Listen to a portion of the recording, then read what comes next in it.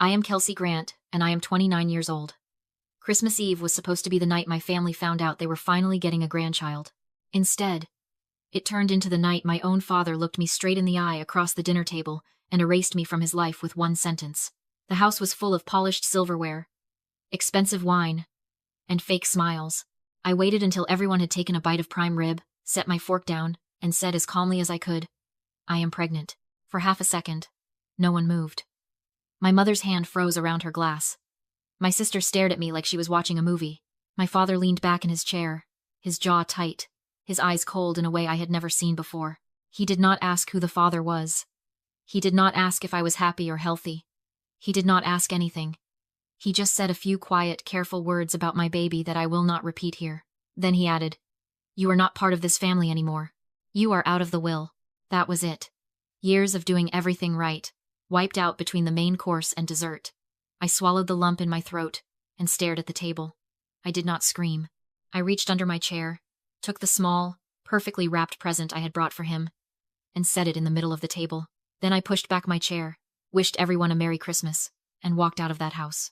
I sat in my car, watching the Greenwich fog crawl across the windshield like a cold, gray shroud. I did not cry. Crying is a luxury for people who still have something to lose. I took out my phone and opened the Miller family office portal. For 10 years, I was the silent architect, the chief financial officer who fixed the tax messes Julian created while he was busy blowing thousands of dollars in Vegas. My father loved his legacy, but he forgot who actually poured the concrete for the foundation. I navigated to the spendthrift trust settings. With 3 steady taps, I flagged Julian's primary account for a suspicious activity report. It was not magic. It was a standard 48-hour internal audit freeze. I knew Julian was drowning in debt. By freezing that account, I was not just taking his money, I was taking away his oxygen. A moment later, my screen lit up with a text from my mother, Celeste, calling me ungrateful. I stared at the words until they blurred. They thought I was the help because I did not brag. They forgot I built the very walls they are currently hiding in. They broke me back then. But today, I am the one holding the hammer. Julian, now panicked by the account freeze and his own secret $200,000 gambling debt, decided to go for the throat. He sent a formal moral turpitude notice to my employer, claiming I was a risk to the firm's reputation. He was trying to trigger a clause in our grandmother's trust that would disinherit me completely if I were ever involved in scandalous conduct. I met my lawyer, Mary Ann, in a dimly lit corner of a downtown hotel. She handed me a stack of land deeds. That is when we found it. Julian had been using the very property held in my name within the trust as collateral for his private bridge loans. It was the inheritance burn. He was not just a bad brother. He was a predator feeding off my future. I told Mary Ann to let him think his plan was working. I wanted him so confident that he did not see the federal trap he was walking into. They thought they were the ones in power. But I was the one who controlled the paperwork. I watched Julian like a hawk at the next family brunch. He was riding high, fueled by expensive champagne and the belief that his plan to disinherit me was a slam dunk. When he got up to brag to an investor, he left his physical security token sitting right next to his half-eaten lobster. I did not touch it.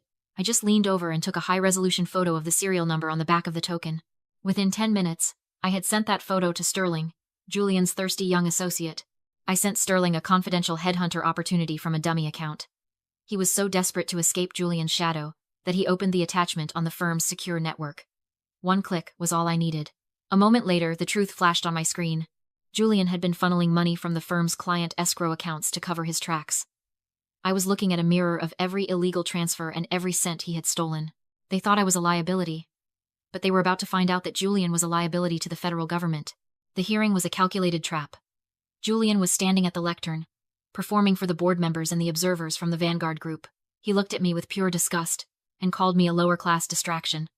I sat there, completely still. I waited until Julian reached his peak the moment he promised the board that his unwavering integrity was the firm's greatest asset. I hit enter. It triggered an accidental $500,000 wire from a high-risk offshore shell company I had set up weeks ago, straight into Julian's personal escrow account. The wire came from an offshore red flag source and triggered a Financial Crimes Enforcement Network alert instantly. The doors swung open.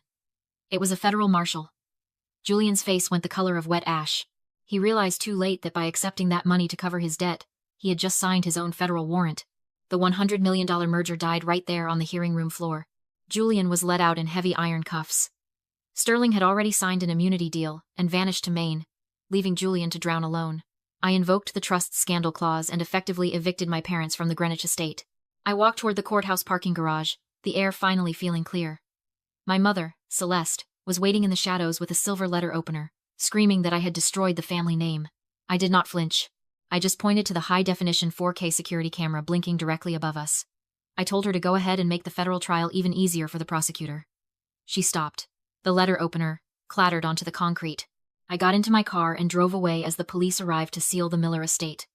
My past was under yellow tape, and my future was wide open. The judge sentenced Julian to 12 years in federal prison for wire fraud and interstate money laundering, with eligibility for parole only after 10 years. The court also ordered a massive restitution of $342,000. My father was stripped of his board seats and is currently facing a civil suit for negligence. They lost the Greenwich estate and are living in a rented 2-bedroom condo. I spend my mornings watching the tide come in with my daughter. She is 4 months old, and her world is filled with laughter, not legacies. I realize that blood does not make you family. Loyalty does. If you share a last name with people who treat you like a spare part, you are allowed to walk away. True revenge is not loud, it is the steady, silent withdrawal of the foundation you provided. When you stop holding them up, they have no choice but to fall. I know exactly what you are screaming at the screen right now. You're asking, why did she wait 10 years? Or why did she ever fix Julian's messes in the first place? It's easy to judge from the outside. But when you are in the thick of a toxic family dynamic, logic usually takes a backseat to survival. Let's look at the psychology of this mess. Arya wasn't being weak. She was trapped in what we call the slot machine effect, or intermittent reinforcement. Toxic families like the Millers operate exactly like a casino. Most of the time, they treat you like garbage. But every once in a while, they give you a win, a small compliment, or a seat at the Christmas table.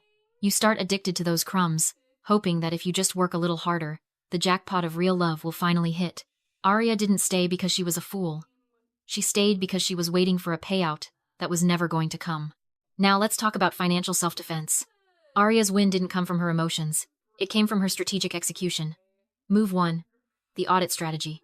Scammers, even the ones who share your last name, absolutely hate details. By flagging the suspicious activity report, she forced the shark into shallow water. Move 2. Building the case. Arya didn't go to the police with feelings. She went with a digital mirror of Julian's escrow records. Finally, the FinCEN trigger. She invested $500,000 of her own liquid capital to bait a trap that she knew would trigger a federal response. She didn't just want an apology. She wanted a permanent, legal severance. Your value is not a brand liability just because a narcissist says so. Arya had to burn down the Miller dynasty to realize she was the one who built the bricks in the first place. If you've ever been the spare in your family's Game of Thrones, tell us how you broke the cycle in the comments. We're building a community of survivors here. Subscribe for more deep dives into the psychology of the win. Stay smart, stay documented, and remember, loyalty is earned, never owed. I know exactly what you are screaming at the screen right now. You are asking, why did she wait 10 years to walk away? Or, why did she spend a single minute fixing Julian's messes? It is easy to shout at the protagonist from the safety of your living room. But when you are trapped in a family dynamic this toxic, your brain is not operating on logic, it is operating on survival.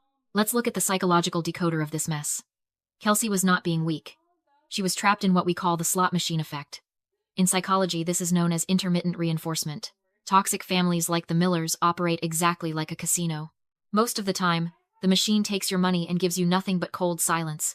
But every once in a while, it pays out a tiny prize, a seat at the holiday table, a rare nod of approval, or a fake smile. You become addicted to those crumbs of hope. You keep playing, keep fixing their tax disasters, and keep funding their lifestyle because your brain is convinced that if you just pull the lever one more time, you will finally hit the jackpot of unconditional love. Spoiler alert, the house always wins, and that jackpot does not exist. Now, let's get into the street-smart financial analysis. Kelsey finally won because she stopped playing the family game and started playing the compliance game. First, look at the audit strategy. Scammers, even the ones who share your DNA, absolutely hate details. By flagging the suspicious activity report, Kelsey forced Julian out of the shadows and into the light of professional scrutiny. If you suspect you are being drained, stop arguing and start documenting. Second, notice how she handled the buyout. She did not just take her money and run. She used $500,000 of her own capital to bait a trap. In the world of high-stakes drama and real-life litigation, sometimes you have to invest in your freedom. She did not want a messy family court battle. She wanted a clean, permanent, federal severance. Finally, building the case. She did not go to the authorities with feelings. She went with a digital mirror of Julian's escrow records. She understood that while blood might be thicker than water, a certified paper trail is thicker than both. The verdict is this: your self-worth is not a brand liability just because a narcissist says so. You are not the spare in someone else's story. You are the architect of your own. Kelsey had to burn down the dynasty to realize she was the one who manufactured every single brick in that building. If you have ever been the black sheep or the spare in your family's Game of Thrones, tell us how you broke the cycle in the comments. We are building a community of survivors here. Subscribe for more deep dives into the psychology of the win. Stay smart, stay documented, and remember, loyalty is earned, never owed.